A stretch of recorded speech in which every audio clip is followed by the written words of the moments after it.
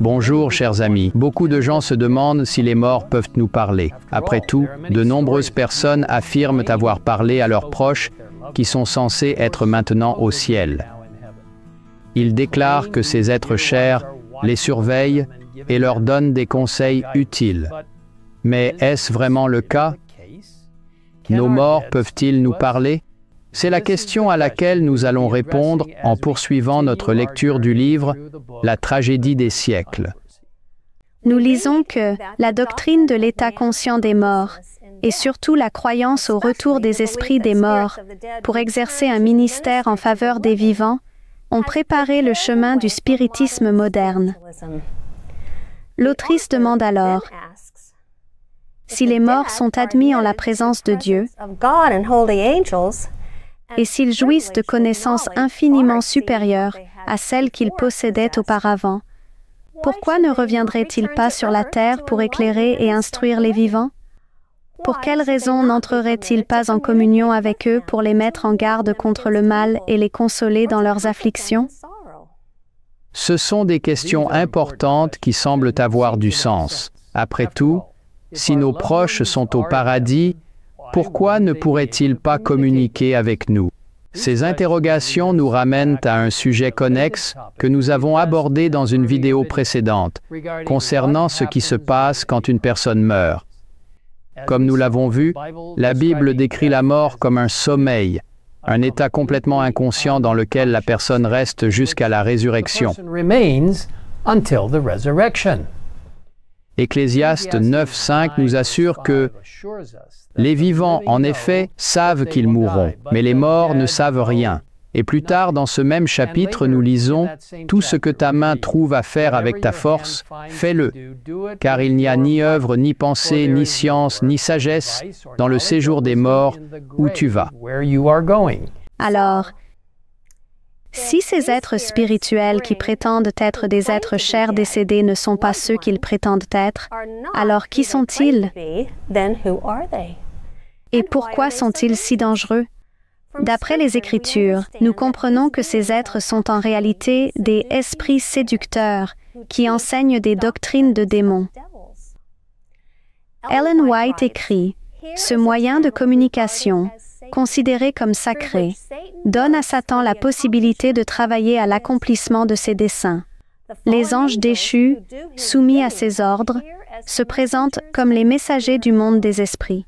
Tout en prétendant les mettre en rapport avec les morts, le prince du mal exerce sur les vivants sa puissance de fascination. C'est à travers ces esprits maléfiques qui ont le pouvoir de contrefaire parfaitement un être cher décédé dans l'apparence, les paroles et la voix que Satan favorise de manière très frauduleuse certains de ses enseignements les plus pervers. Il fait souvent apparaître quelque chose ressemblant à ceux qui sont morts sans avoir donné leur vie à Jésus, prétendant qu'ils sont heureux au ciel et promouvant ainsi l'erreur selon laquelle peu importe comment on vit sa vie, au final, nous finissons tous au ciel. Dans la tragédie des siècles, nous lisons que les visiteurs du monde des esprits donnent parfois des avertissements opportuns.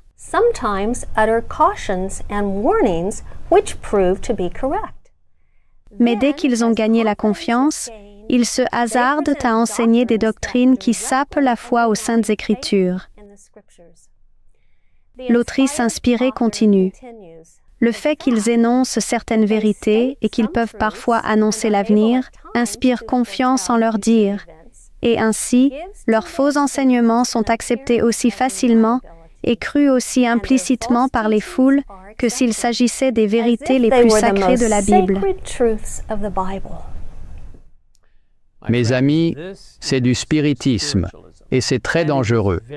Ceux qui y participent donnent au diable un accès direct à leur cœur et leur esprit, qui seront détournés des vérités des Écritures.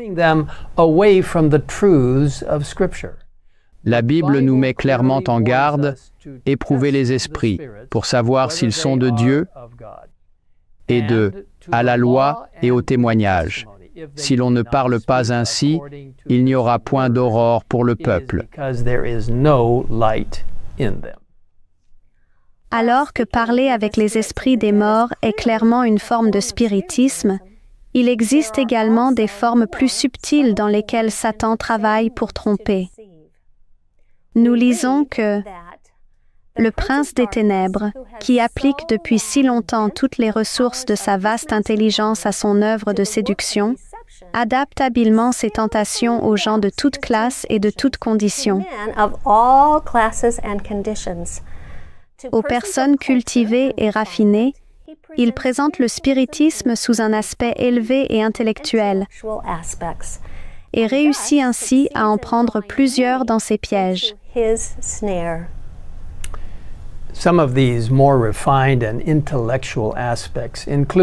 Il propose à la raison des sujets élevés. Il s'empare des affections par d'éloquentes descriptions de l'amour et de la charité. Satan fait appel à l'orgueil et tente les gens à s'auto-exalter et conclure qu'ils n'ont pas besoin de Dieu. Le spiritisme enseigne que l'homme est un être progressif, que sa destinée est de se rapprocher éternellement de la divinité. Satan incite les gens à croire que le pouvoir est en vous et encourage chacun à se tourner vers lui-même comme seule règle de jugement ou norme de caractère, plutôt que de se tourner vers la justice et la perfection du Dieu infini, le seul vrai objet de culte. Ellen White explique clairement ce qui se passe lorsque nous nous laissons tromper par Satan. Dès qu'on en vient à se persuader que le désir est la loi suprême, que liberté est synonyme de licence, et que l'homme ne relève que de lui-même, qui s'étonnera de voir s'étaler de tous côtés la corruption et la dépravation? Des foules acceptent avec avidité des enseignements qui leur donnent la liberté de suivre les inclinations de leur cœur charnel. Les rênes de l'Empire sur soi-même sont abandonnées à la convoitise. Les facultés de l'esprit et de l'âme abdiquent devant les inclinations charnelles. Et Satan voit avec joie entrer dans ses filets des milliers de personnes professant être disciples de Jésus. Mes frères et sœurs, nous vivons des temps sérieux, et les Écritures nous avertissent qu'avant l'arrivée de Jésus, l'apparition de cet impie se fera par la puissance de Satan, avec toutes sortes de miracles, de signes et de prodiges mensongers, et avec toutes les séductions de l'iniquité. Cependant, Satan ne peut jamais forcer quelqu'un à succomber à ses tentations. On nous dit que ceux qui recherchent sincèrement la vérité et s'efforcent de purifier leur âme par l'obéissance se préparent pour le conflit et trouvent une sûre défense dans le Dieu de vérité. Will find in the God of truth a sure defense. Elle continue. Plutôt que de laisser succomber sous les coups de Satan une seule âme qui se confie en lui, Dieu enverrait tous les anges du ciel à son secours. C'est là que se trouve notre sécurité, mes amis, en écoutant Dieu et en suivant sa parole. Les pièges de Satan ne sont pas inévitables car Dieu est bien plus fort. En nous appuyant sur lui, il nous montrera le chemin. Je vous invite à prier ensemble. Père céleste, guide-nous maintenant alors que nous plaçons notre vie entre tes mains, reconnaissant que la parole de Dieu est claire et puissante. Aide-nous à ne pas nous laisser tromper par des esprits maléfiques ou par Satan lui-même. Aide-nous à comprendre pleinement que la Bible nous donne des instructions. Ceux qui sont morts ne connaissent rien, en revanche, les vivants ont l'opportunité de te suivre.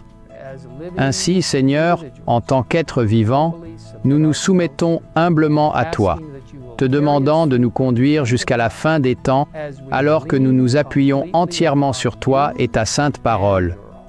Au nom de Jésus, nous te le demandons. Amen. Amen.